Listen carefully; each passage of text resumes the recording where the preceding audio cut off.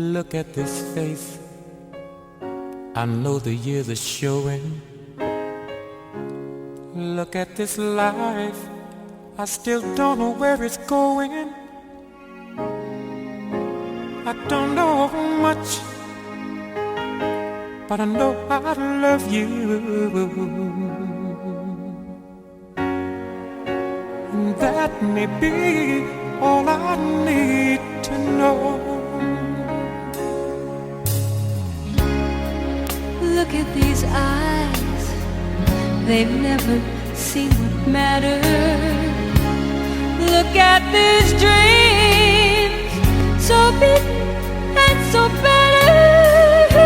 I don't know much, but I know I love you. And that may be all I need to know. So many questions still left unanswered. So much I've never broken through. And when I feel you near me, sometimes I see so clearly the only truth I've ever known is me and you.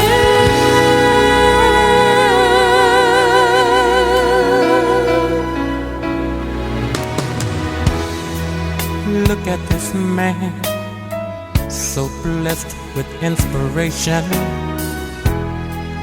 Look at this soul, still searching for salvation. I don't know much, but I know I love you. And that may be all I need to know. Hello guys, welcome back to my YouTube channel. It's your girl Alaribe Victoria, aka Chat with V. Of course, you know the drill. If you have been following my channel, if you have been engaging, you've been liking, you've been commenting, I want to say that I sincerely do appreciate you. And if you're just stopping by for the first time, you're most welcome to my space. Kindly subscribe to my YouTube channel for more amazing videos. In this video, we'll be doing a continuation of the story I was telling concerning everything I had to go through in the course of having my wedding done 6 years ago. It is very possible that if you have not watched the previous video, you might not be able to relate to this one. So I would advise that you make out time to watch the previous video so that you'll be able to make sense out of the story. After my traditional marriage, we returned back to Port Harcourt and we continued our preparation for our wedding. Remember I said that we initially did not plan to have a big traditional marriage, but it happened that way. So we decided to space our wedding by 3 months. We had slated our white wedding for 10th of August so that we can have time to recuperate and make necessary adjustments. We had contacted our vendors and made payments where necessary. We started our marriage class immediately we returned from the village because we were set to have our wedding done in my church. Usually in my church, we do our marriage classes for 3 months because I was a Catholic, but somehow along the line, there was a change in plan. In the course of having our marriage class done, we were told that if you are marrying a non-Catholic, because my husband is an Anglican, if you're marrying a non-Catholic, then you will have to come with some family witnesses together with the priest and some other people in the church to take an oath before the altar of God that we are going to baptize and raise our children in the Catholic faith. Of course, that wasn't going to work because my husband is a committed member of the Anglican Church, and there is no way we are going to have children and take them to the Catholic Church to baptize them and also raise them in the Catholic faith. So immediately we heard that, I had a conversation with my husband. My husband was like, of course, this is not going to work. I say, no wahala. So we had to then switch over to his church to continue our marriage class, because honestly, you can't put anyone through that. Before we traveled for the traditional marriage, my dad had gone for medical checkup where he was placed on some medications because he had complained about a few things that was, going on in his body. When we returned from the traditional marriage, he continued with his medical appointments and his medications. Everything was good, everything was fine. We just went ahead making plans for the big day. But as time went on, all of a sudden it began to look like maybe he wasn't really responding to the treatment, or I don't know, everything just started changing somehow. But we kept our hope alive, hoping that okay, whatever it is, he was going to come out of it strong and better. His situation later got worse, and he was admitted in the hospital and was later transferred from Port Harcourt to UNTH Enugu. At that point, I was already confused. I was torn in between planning a wedding and at the same time hoping and praying for my dad to recover from his ill health. A lot of times I will ask him, are you sure you really want us to continue this wedding of a thing, or should we just hang on and wait for you to get better? And he would always tell me, no, no, no, no, no, go ahead, make plans, do everything. I am going to be there for your wedding. So even when my spirit was down, he was always there to encourage and lift my spirit and encourage us. He did not want us to, at any point, back out on the whole wedding plans. When you try to ask him, okay, what's up? Are we doing this? He always tell you, no, no, why not? We're actually going to do this. So I was just a little bit confused at that point. He spent about 1 month in the hospital, and eventually on the 12th of July, my dad passed. May the soul of late Sir Chief Vincent Chinonyerem Elendo and the souls of all the faithful departed through the mercy of God rest in peace. May they rest in perfect peace. Amen. At that point, I was devastated. I was confused.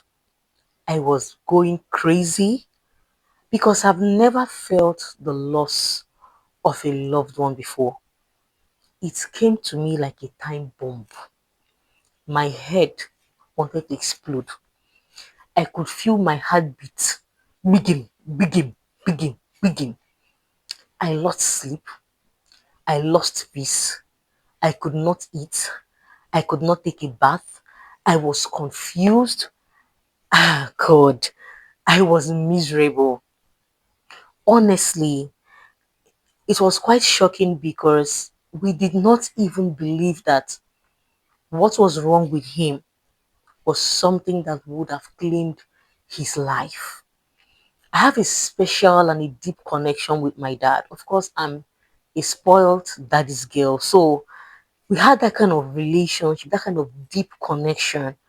I was asking myself, how am I going to survive? So instead of planning a wedding in August, we had to start planning a burial. He was later buried on the 30th of August, and after that, the entire family, the entire community was thrown into mourning.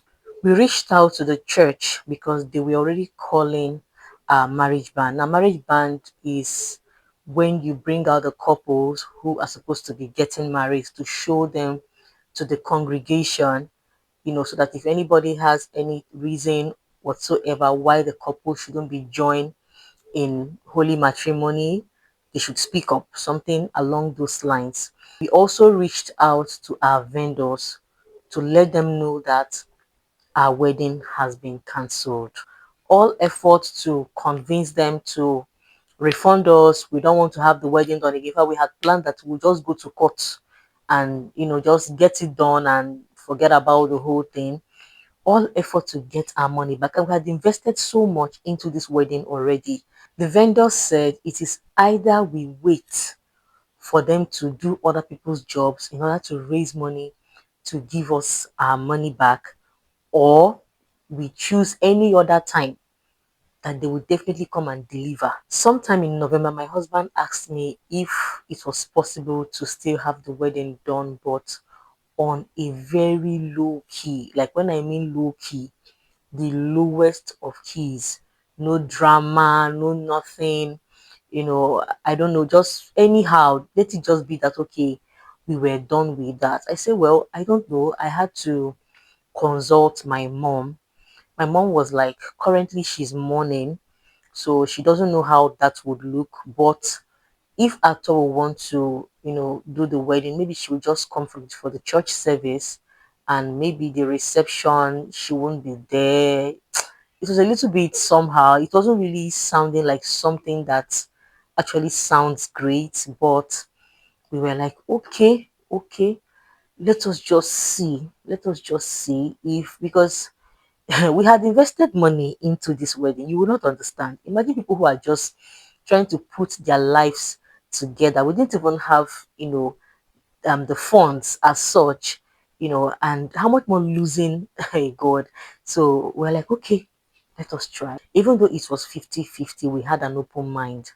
So we had to visit my uncles, and we asked them if it was possible to have, our joining done, and the reception. We're not even planning to do much, maybe just a few family and friends just come together, just maybe 1 hour, let it be that okay, we have done it. So my uncle said they were going to consult and they will give us feedback. So they later reached out to us after a few weeks, and they told us that okay, we can go ahead and maybe just do something very small. But no point inviting a lot of people or making it loud.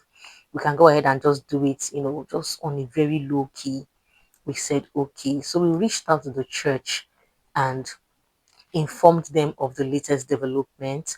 And so it was announced in church that a wedding has been slated for sometime towards the end of November, but it was going to be on a very low key. Now we continued, making small arrangements. We informed our vendors, okay, whatever you have remaining, just bring it. Let us at least serve the few people that will be coming for the joining and all. A week to the slated date in November. This was happening around the last Saturday of November. We then got a message from my uncles that we would have to cancel the wedding. It was like, but we asked you guys. We did not just get up and decide to continue on this wedding journey. We asked, we consulted. We were like, oh, they have thought about it. It doesn't make sense. We just buried my father in August. Having a wedding done would not make sense. And I remember that I told you that we had an open mind. So I and my husband said, okay, there is no problem. Let us still maybe cancel the wedding and look forward to a more convenient time. So we reached out to the priest of the church and also reached out to the vendors for the second time and told them that the wedding has been cancelled once again. At that point, people were already asking questions. What exactly is happening to these people? When you put your ears down, you put your ears here, me, I did not have energy. In fact, I stopped going to church.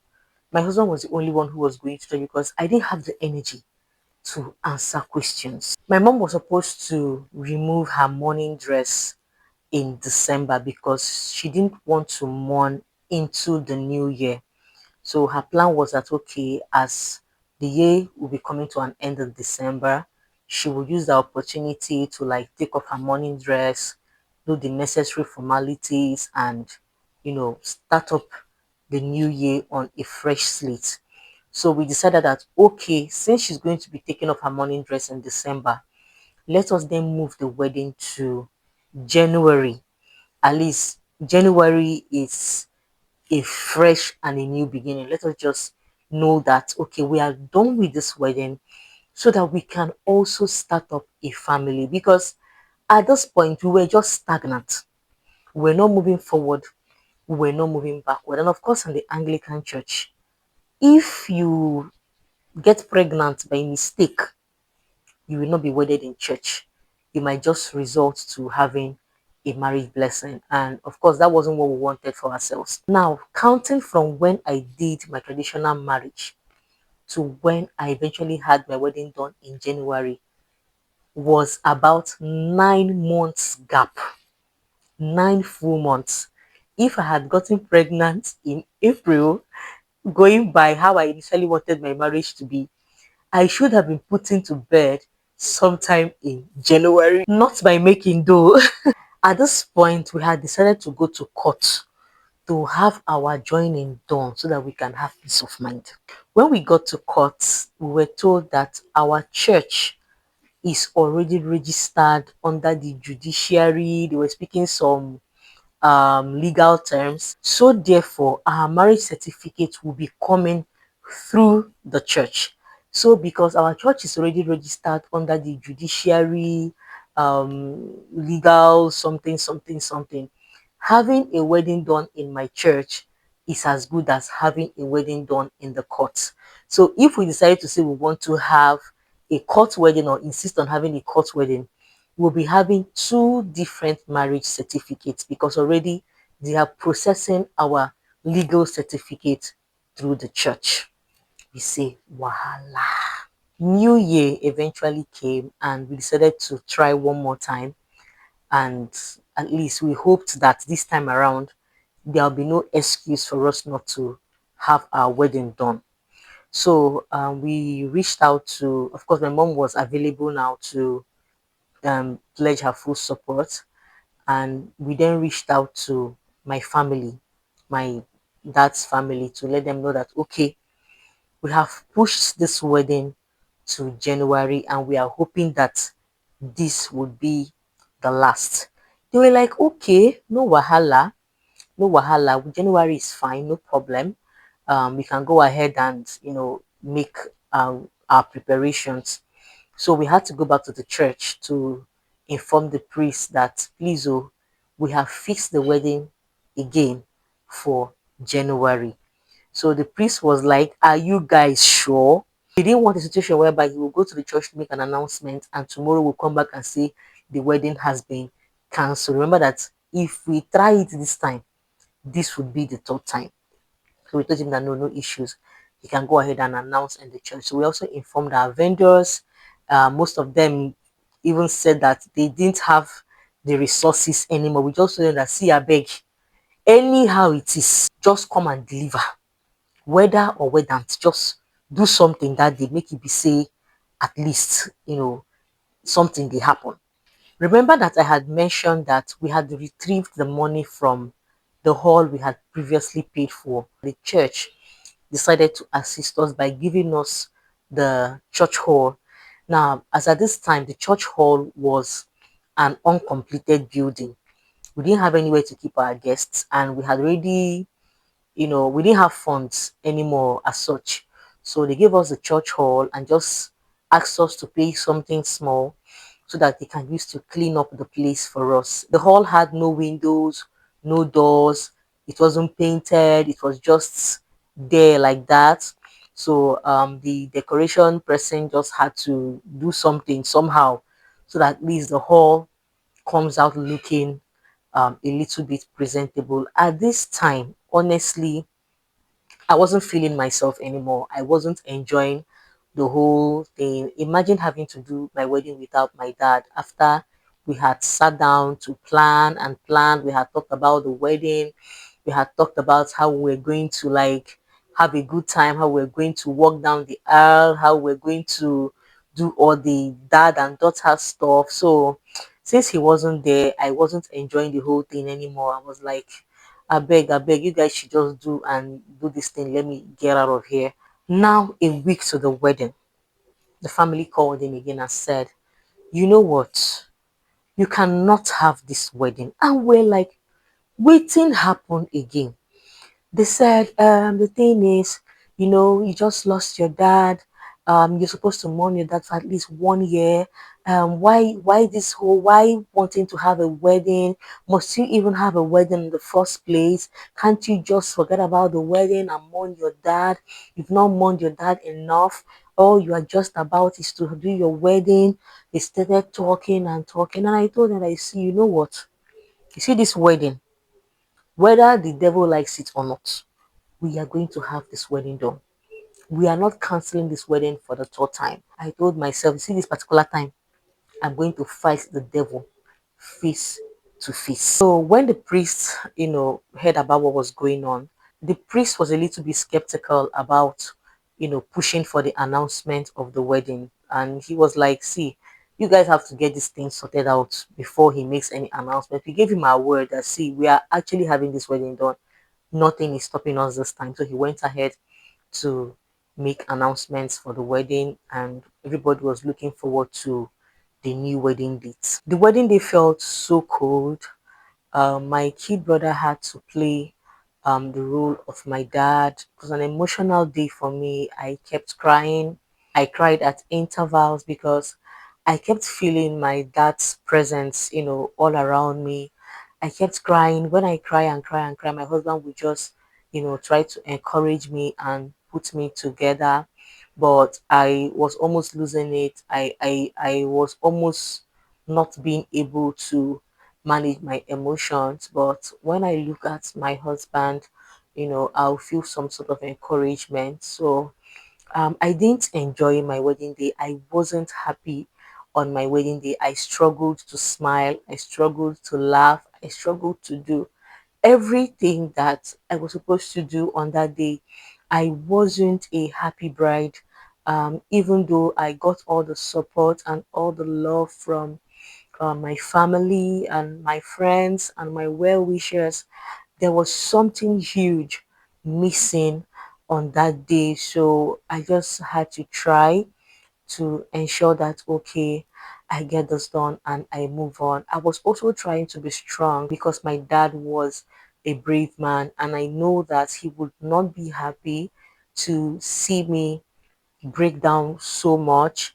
I wanted to carry on that legacy because my father is somebody that actually had so much respect for us, his family.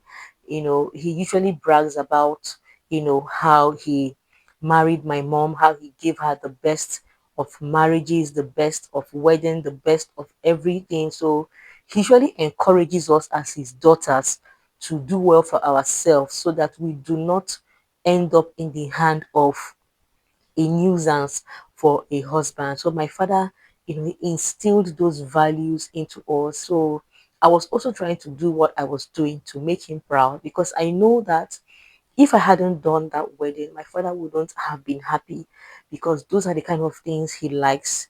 Those are the kind of things he usually talks about. He's always telling us on how he's going to be so happy to see us in our wedding dresses and all that. So all the while I was battling and trying to cancel the wedding, something kept telling me to press on, knowing very well that if I had cancelled that wedding eventually, my father wouldn't have been happy with me. So I just had to press on because I wanted to make daddy happy. Yes, feel free to call me a spoiled daddy's girl, because that is what I am. Anything that makes daddy happy, I'm game. To the glory of God and to the shame of the devil, the wedding was a success. It even came out better than I had thought about it, even though it wasn't as beautiful, or the whole aesthetics I had, looked forward to wasn't there. But my happiness in all of it is, despite the fight from the enemy, I was able to defeat the enemy by having my wedding. Because the fight was, you were not going to have this wedding. Yes, you were not going to have this wedding, but I believed God, and I knew that one with God will definitely be conquerors. As at Thursday of my wedding week, we were not even completely sure that we were going to have a wedding on Saturday, because the priest kept calling my husband to ask him for feedbacks, to ask him what was happening. And he kept telling us that if things go out of hand, he was going to personally cancel the wedding. So that week, we were just having mixed feelings. We were praying and praying and praying and praying. We were trusting God for the most. On Thursday of that same week, I was asked to describe my wedding gown, what it looks like. and all that. And when I did, I was told that I will not be allowed to wear that wedding gown in the church. If it were to be my church, my parish, you can wear an off shoulder, you can, your wedding gown can be some sort of way. But in the Anglican church, when I told them I was going to wear an off shoulder gown, they told me to better go back to wherever I'm bringing that gown from and go and change it into something that completely covers my body. So I had to start calling my wedding gown vendor and I asked her to please make another arrangement for a wedding. This was happening 9 minutes. It was like, it's too urgent. She needed to take it to the dry cleaner. She needed I said, please, just do everything within your capacity to see that you get me a gown that will completely cover my body, cover my shoulders, cover everywhere. Even if you have buba in a form of wedding gown, keep it for me. So thank God she was able to act fast and I was able to pick up my wedding gown the next day, being Friday. I want to use this medium to thank God and thank everybody who stood by me during those challenging moments. I want to say that you guys are truly amazing. The truth is, I cannot even thank you enough. Thanks for standing by me and standing by my husband and making sure that everything went well. I want to specially thank my dear husband for your support, for your love, for your kindness. Honestly, you proved your love to me during those trying moments because anybody could have thought of anything. But, whenever that thought of negativity wants to come to mind, my husband was always there to hold me by the hand and tell me, you know what? I'm with you. I've chosen you is that I've chosen you, and there's nothing anybody or the devil can do about it. I love you. I want to also thank my family members, my mom, my siblings. You guys are the best. I don't know what I would have done without you guys. You guys are truly amazing. You guys did so much for me. You won't even understand. I want to say, may God bless you. I love you so much. I also want to thank my friends and my well wishers for those who traveled all the way for my traditional marriage and also showed their solidarity during my wedding. I want to say thank you so much. I know at some point it got overwhelming for you guys too because you guys kept calling in to ask Vicky, are you sure this way? In fact, some of them did not even have the courage to call me. They were calling my friend Vicky to ask her, Vicky, waiting they happen. What's happening to Victoria? Are you sure this wedding is going to hold? So thank you so much for standing by me. Thank you for your support. For those who were unavailable, thank you for your calls. Thank you for checking in from time to time. Thank you for your messages. For those who were able to attend, oh my God, God bless you. Thank you for showing up for me. I also want to specially thank my friend Victoria. Victoria is an amazing human being. I doubt if I'll be able to pay her for every single sacrifice that she has made for me. Victoria stood by me times when I felt like I was drowning. She was always there to hold me by the hand and tell me, Vicky, you can do this. She prayed with me, she encouraged me, she was my backbone. I just want to say thank you so much. I truly, truly, truly appreciate you. You have done your own part, by being my maid of honor, by keeping to all the promises we made to each other. I also look forward to your big day because, of course, you know that I am going to be your maid of honor. Nobody's going to drag that one with me. You know as it be. So we have promised each other that on our wedding date we're going to stand. It doesn't matter whether you're married, whether you're pregnant, whether whatever is happening to you. So long as you can stand and walk, you're going to stand behind and hold that damn gown. Thank you so much, Vicky. I love you. I also want to thank Auntie Vicky in the person of Mrs. Victoria Iloke, CEO Vilo Cakes. Auntie Vicky, my God will bless you. Thank you for your encouragement. Thank you for your support. Thank you for making amazing cakes for us. She made my traditional marriage cakes very beautiful. She made my wedding cakes very beautiful with chickeny money. In fact, it was more like She made it free for us. Auntie Vicky, thank you so much. Thank you for being a part of my family. Thank you for supporting us in every way that you can. Whenever we got overwhelmed and got confused, we are running to Auntie Vicky's house. Auntie Vicky will welcome us with open arms. Have you seen that people they call Victoria, people they call Vicky, you cannot help but love them because they are an embodiment of love itself. They are great people, they are loving people. Please, if you have anybody in your life called Victoria, hold them so dearly to your heart. They are good people. I also want to thank my friend Luchi. Luchi is the CEO of Luchi's Fashion Empire. She's also the CEO of Luchi's Makeovers. Luchi, my God will bless you. Thank you for being such an amazing person. I met her just within a short time and she was there for me like she has known me all these years. She accompanied me to Aba when she barely knew me. Even when it was time for the wedding, when it looked like everything was going haywire, Luchi decided to give me a face beat for free. Luchi, my God will bless you. Those whom I did not mention their names, please, I cannot remember everything that happened, but my God will bless each and every one of you. Whenever you need help, men will come through for you. God will never leave you at times when you need him the most. God will send you destiny helpers from the north, from the east, from the west, from the south. Thank you so much for watching this video. I hope you enjoyed every bit of it. At this point, I'll be drawing the curtain. Thanks so much for hanging on for this long. God bless you. See you some other time. Bye for now.